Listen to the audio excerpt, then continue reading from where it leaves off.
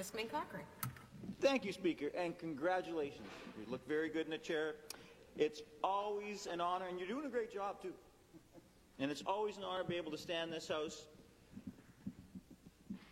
I've been here now for, I guess, almost 8 years. And after each election, the inaugural speeches, it's really interesting. Because what's always amazed me is the our varied life experiences.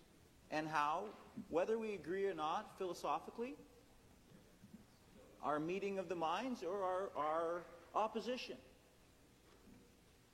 will hopefully benefit the people of Ontario. And today, this debate, I've been here all afternoon, and actually this debate there's always two sides to an issue, or 3, or 4, or 10, and this debate has been a pretty good example of how there's a lot of, we each have our black and white sides, but actually there's an awful lot of gray. And that's what we all have to be cognizant of. And one of the things I really like about maiden speeches is, like I said, life experience. So I'm just going to give you a couple minutes of mine. When I hear about, the strong economy and people say, oh, well, the NDP doesn't understand stuff like that. I didn't spend a lot of time in school, but I paid dearly. Didn't spend a lot of time. I didn't spend any money on books, but I paid dearly for my education. When I was 17, my father got sick, and I had a choice to make. Take over the family farm or continue in high school. My choice, I'm very proud of the choice. I took over the family farm. Being young and, I helped my dad, and as soon as I had the chance, I convinced him, and we borrowed a whole bunch of money, and we expanded. And that's when interest went to a demand loan, 24%. 24%. I know about economy. I almost had the shortest farming career in history. And there was a program, the Beginning Farmer Program, and it brought my mortgage down to 13%, and I thought I was in heaven. I don't want people to tell me that I don't know anything about business or about what drives an economy. We may have differences in opinion, but we all believe in a strong economy. All of us. And I try to be very reasonable, but I don't agree. I don't agree when I'm a bit offended when I hear, and this afternoon hasn't been like that, but that one side is totally right and the other side is totally wrong. Don't agree with that. Now on the bill itself, I've listened all afternoon. I haven't heard a lot of people actually talk about the bill. My colleague from Toronto, where are you from? Toronto Danforth. I should know that. I'm the whip. I should know that, but I. Toronto. I'm a friendly whip. I know people by their first names. So what this bill does, and what I found incredibly confusing when I got here, and at the time I thought that only the government of the day, the Liberal government, would do this because at the time the opposition, the loyal opposition, complained bitterly about this as well. And it's something you don't do in the private sector. And I'm not an anti-private sector. You take 3 things that have nothing to do with each other and you decide them at the same time. That just doesn't make sense. And that's the part of the problem. The get her done. The get her done. There's a lot of mistakes made when you get her done. That is part of the problem. So, my colleagues, and on both sides, the government as well, have done a very eloquent job of laying out both sides of the work stoppage at York University, that needs to be fully debated, and it needs to be decided by itself, because it's not the same issue as the wind farm issue or the hydro issue. It's not the same issue. That's what, when people talk about, the omnibus bill, that's what an omnibus bill is. It should be an ominous bill, but that's the problem with those bills. And every opposition complains about them, and then as soon as they become government, guess what they do? Boom! And I predict that it's going to get even better next week, or worse, depending on your point of view, because if you will recall, when we were talking about another issue, they were going to have the biggest consultation in history on the education curriculum, biggest consultation in history. So, but next week, on this piece of legislation, I'm predicting, and hopefully I'm wrong. I really hope I'm wrong. The way legislation is supposed to work, you have first reading, right? That's kind of goes. Then second reading, we're having the debate right now on second reading. And then if it passes, it goes to committee. Committee is actually the consultation part. That's when you talk to people, so you can make improvements. Because you know what? There's 124 of us now.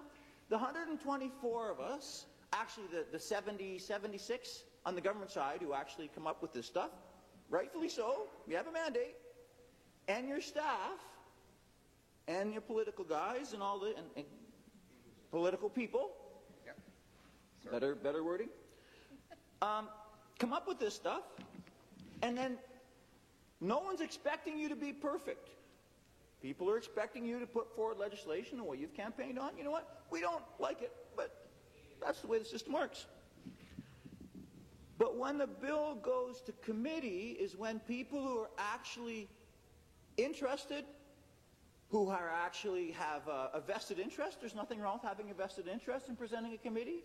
When people are experts in their area, can say, wait a second, government, I think maybe you missed something. That's when you do that. But you know what I think is going to happen next week, and for the people who haven't been here before, we're going to be something called time allocation. Oh yeah, and you should go back on the Hansard and go some YouTube, because you know who does the best job at describing time allocation? The best speeches were a former member from St. Catharines, Jim Bradley, who was the dean of the legislature. I miss Jim Bradley. He was a class act. He is a class act. He's not here anymore. He's a class act.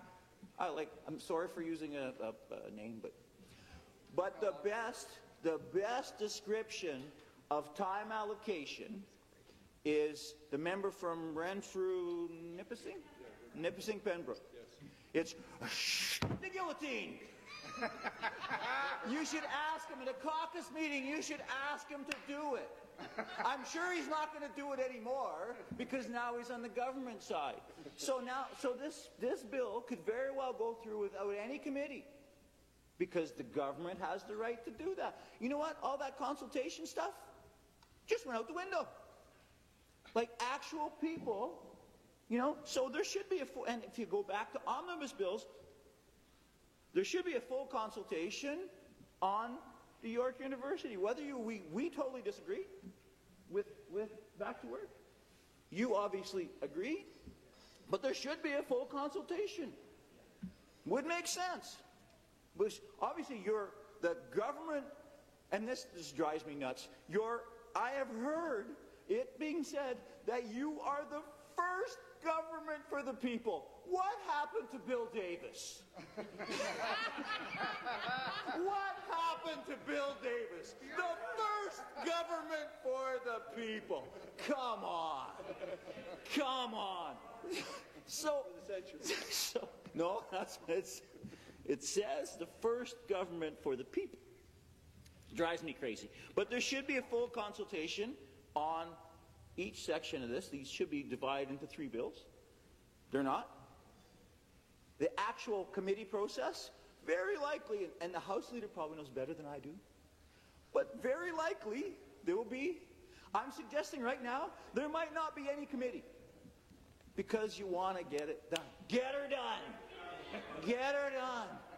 We don't, see, and the issue, and another great one that I've heard a lot, it's promise made, promise kept, but the third part is, it gets better. Promise made, promise, but we don't really care what the consequences are. That should be the rest of that sentence. Yep. That should be the rest of that sentence. We made a promise and we don't care what the consequences are. And you know one example of that? Now, as I said before, I am not, and I really, we worked really hard.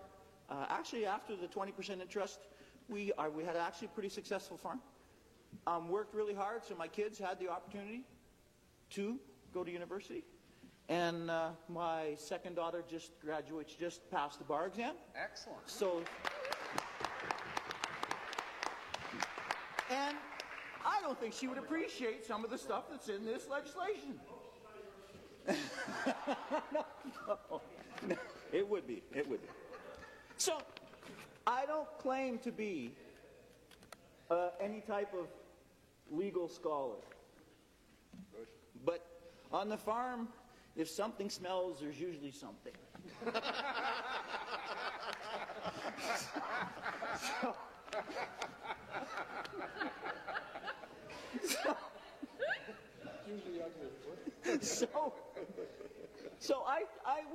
I'm going to turn to the actual bill, and I don't pretend to be a legal scholar or an expert on reading bills, but I look at section 6.1 in the Hydro One Accountability Act, and basically, and the title starts with termination of rights and Crown immunity, and in D, it has any. Basically, the government wants to make themselves immune from damages. I think that's a bit. I don't pretend to be a constitutional expert either, but. Yeah, protecting the people, okay, but from any alleged misrepresentation by the government. That's in the bill. Any alleged misrepresentation. Now, okay, I'm from the farm. I'm wondering, so misrepresentation, maybe, maybe I missed what that means. So I looked at a thesaurus. Online. I learned how to use Google here after I go look at it. So by the government, distortion, exaggeration, fabrication, falsification, misstatement, untruth from the government. That's in your bill. I've never seen that. We both had our problems with the former liberal regime. But at no time did the liberal regime say that they were in legislation that they were going to protect themselves from misrepresentation that they were going to do or that they could do. Never seen that. Oh yeah, you're for the people unless you screw up.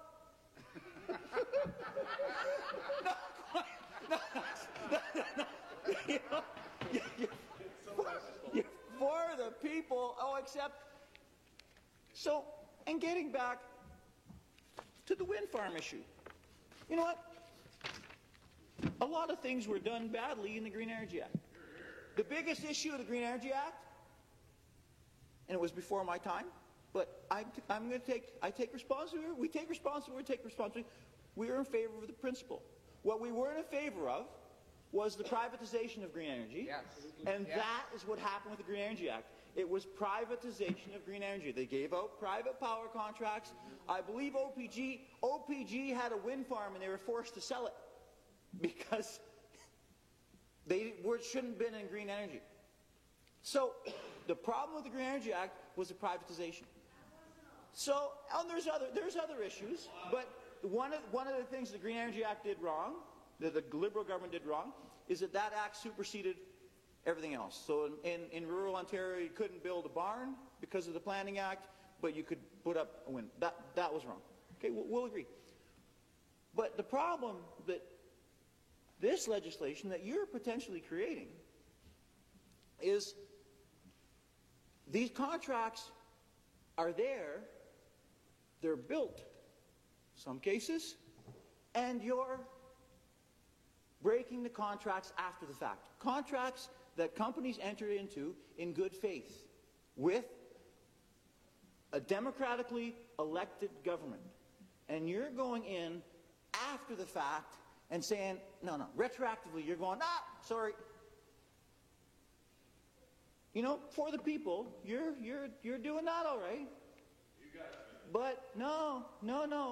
What you're potentially doing, and the Conservative House Leader was elected the same time as I was, and I have a lot of respect for the Conservative House Leader. I disagree with him philosophically a lot of times. Have a lot of respect for him. But we were both here when the Liberal gas plant scandal started. We were both here, and I remember it was going to cost $10 million, and it was then going to cost $40 million, and then it went to $1 billion, 1.1, whatever. Yep.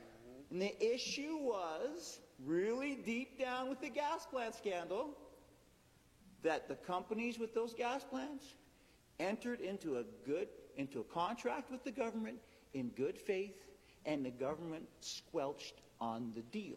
And the government, but the government, that's right, because they would have gotten sued. They squelched on the deal, and the company said, we're going to sue you. That's why we're bringing this legislation. But that is, according to the House Leader, that's why they're bringing this legislation. But that doesn't make sense from a business point of view. As a business person, I would not enter into contracts with the government said, you know what, join us until we change our mind, and then it sucks to be you. Because that's what you're saying. Guess what? If you signed a contract with the former democratically elected Liberal government, and now it sucks to be you. Well, you know what? That is not creating the business climate that you guys are portraying. Maybe for your friends, but if you really think about it, so if you're so confident with that, good. We will remember this conversation, because I'm predicting that we're going to enter into Ford gas plant scandal, or gas plant scandal Ford style. I keep wanting to think Gangham style, but gas plant. But you're, and that's what you're afraid of too. That's what you're afraid of too, because that is why you are putting in legislation to protect yourself from getting sued by people who entered into contracts with the government in good faith. I would say that shows that, at least it shows to me, that you are starting your regime off as a bad faith government. Yes. Neither one of us like some of those contracts. And for issues for contracts that haven't gone too far, and that you can actually negotiate a penalty without major costs, I think we could work with that. So, if that's the case, and you're also the government of accountability and transparency, probably, it's supposed to be, most transparent in the world, in the free world. So if that's the case, and you're so happy about it, if that's the case, put all the costs. Just lay them out there. In your new commission of inquiry, put them also the costs of the decisions that you are making right here. That's accountability and transparency. Right now, you know what? Give them an extra 15 days to put your stuff up. Because if you really want to instead of just talking about it, do it. And I'm predicting you're not. And why I'm predicting that is because you are passing legislation that keeps you from getting sued by people who entered into good faith contracts with the previous government. That is, quite frankly, that is despicable. It really is. And for this to be your first piece of legislation does not bode well for the people of Ontario. Thank you very much.